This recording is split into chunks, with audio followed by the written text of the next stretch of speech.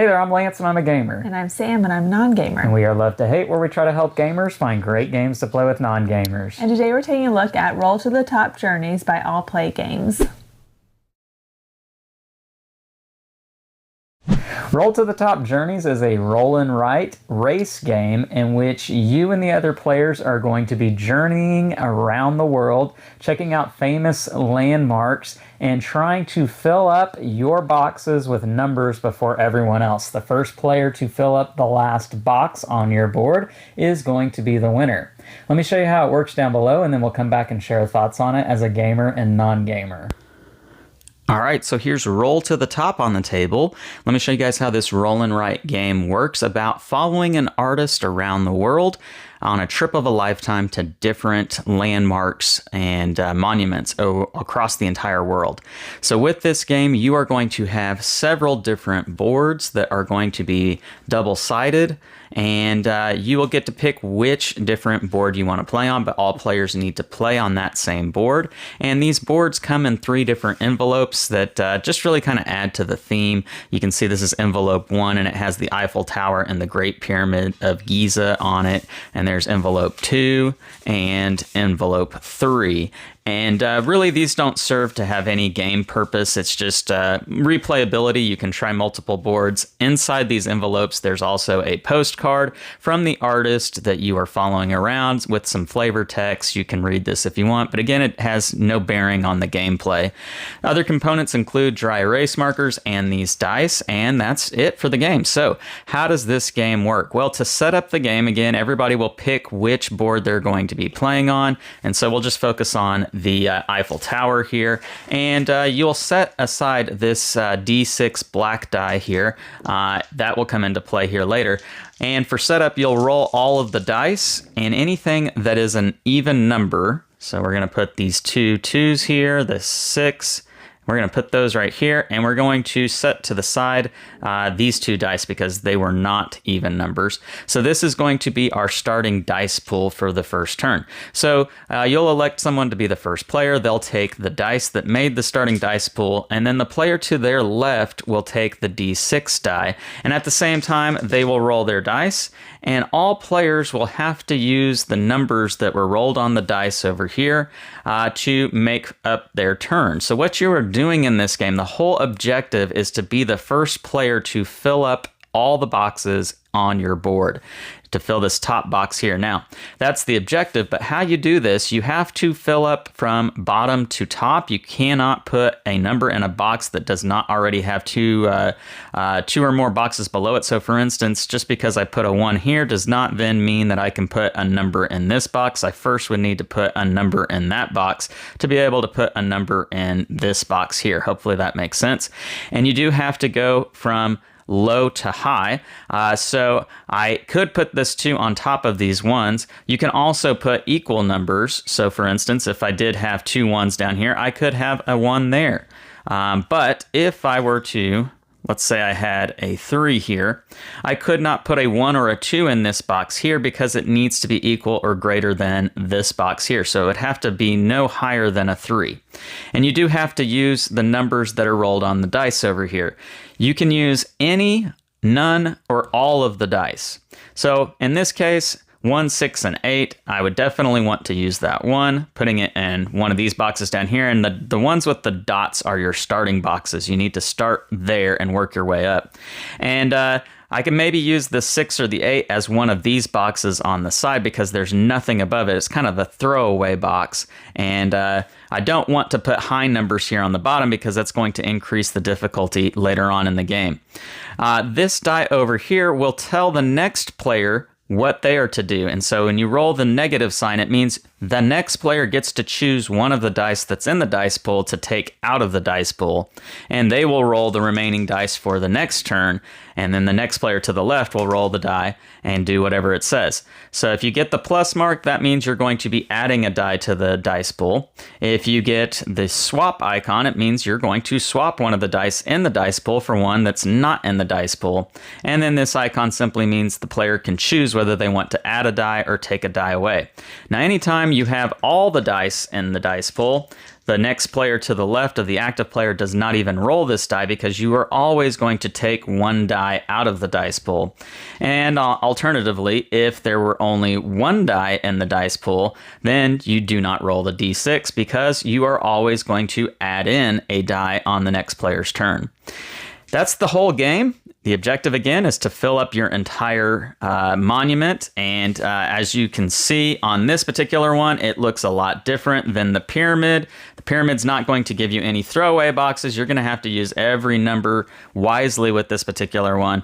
And you can see that the boards change this up dramatically depending upon the arrangement of the boxes for what you're working with.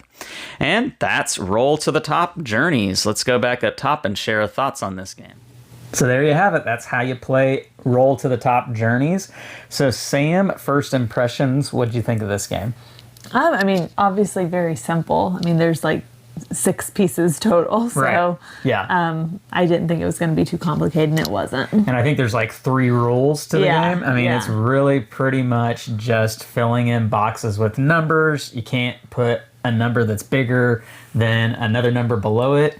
So you have to increase, the other way around. You have to increase as you get higher up on the monument. And so that's really all there is to this particular game. However, I think it's an interesting concept, the way that you roll the dice. And it's a race game. Yeah. So you're really wanting to fill up your boxes. You're making choices early on. What was the gameplay experience like for you? I mean, immediately you kind of wonder like how this is going to go. How are you going to beat somebody when you're getting the same numbers? And at first Right, you tend to choose the same numbers because you're going for the lower ones. And then you start to slowly make different choices based off the direction you're going and things like that. So it was interesting. I felt like it is a race, but you typically tend to finish around the same time as each other. I think more so than not, but I won't say a vast majority of the time will you be very close and neck and neck getting to the end. Now, occasionally you'll have a game or two here or there, depending on what board too, especially where somebody will get farther apart and it'll be a runaway victory for that person. I think that can happen in this game, but more often than not, I think most games are going to be pretty close. Which is what makes the game exciting. Yeah, I mean, because I don't think, when you think of a race, I think when you first see it, you imagine somebody just, pulling ahead and finishing and you're still here at the bottom. And I don't think that would have been as fun of an experience. Right. So you do get the chance to fill up most, if not all of your board. Yeah, you feel like you're in the game for the vast majority of the game. Now, I will say to what Sam is saying there that it can feel like a lot of turns I'm just doing the same thing everybody else is doing. Slight different variations here or there, but it is those slight variations that I do on my turn that she doesn't do on her turn that causes there to be that separation. So I won't say that the game is just we're completely doing the same thing every time, but it is on a good number of turns we are doing very similar things. So that might rub some people the wrong way, but I think what it does create for most games to have exciting finishes.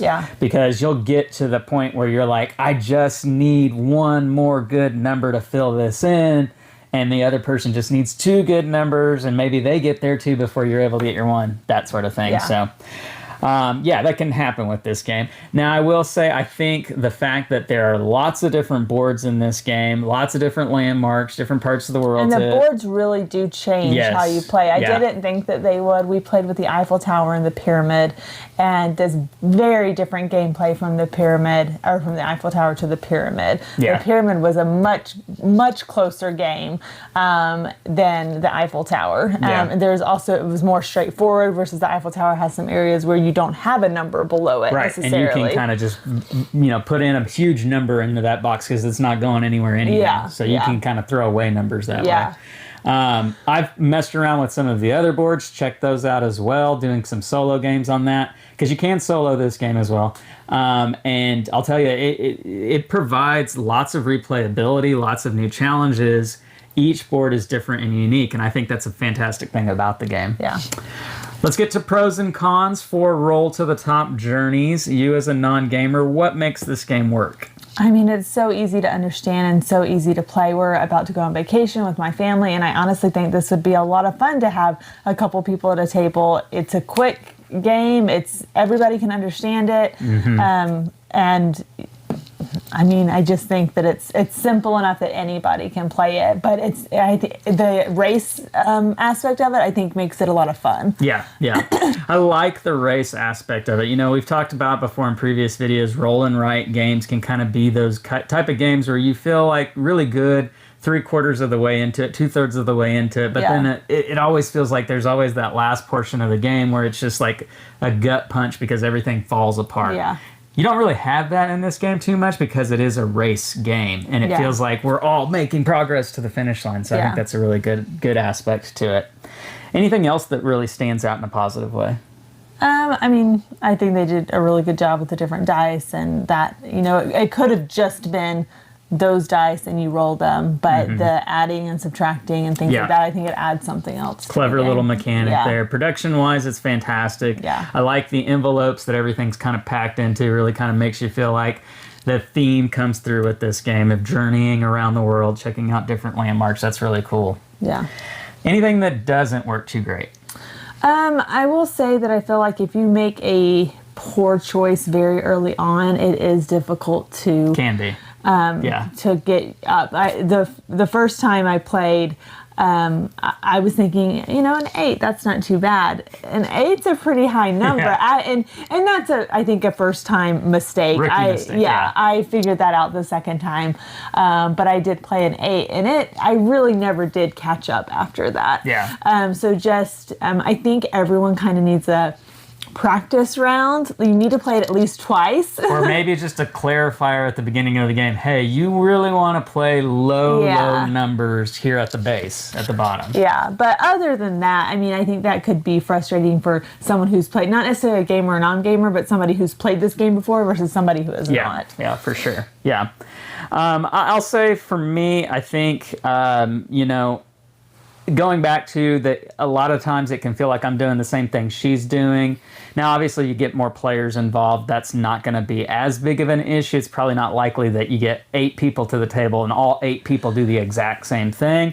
I suppose it could happen, but that does put a little bit of a damper in the experience because there's not a huge spectrum of agency with this game, right? Like I can't do something completely different than what she's doing. At the beginning, if you roll a 1, 2, a 10, and a 12, everybody's going to use the 1 and 2. Right, yeah, exactly.